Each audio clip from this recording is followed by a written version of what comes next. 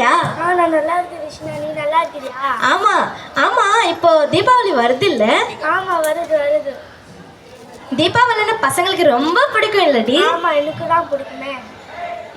உனக்கு நீ வெடிப்பியா கருண்யா? நான் வெடிப்பேன். என்ன வெடிப்ப?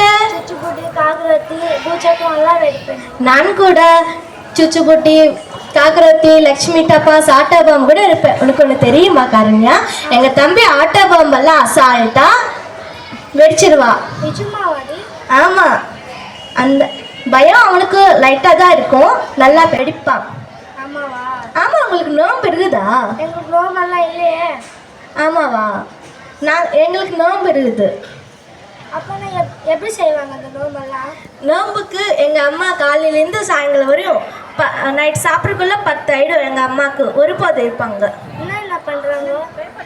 அதிரசம், வெல்லம் அதிரசம், முறுக்கு, ஓடை இதெல்லாம் செஞ்சு இலைய 20 பண்ணி தட்டு வச்சு அம்மிக்கல் மேலே மஞ்சால் அம்மனை செஞ்சு கும்பிடுவோம்.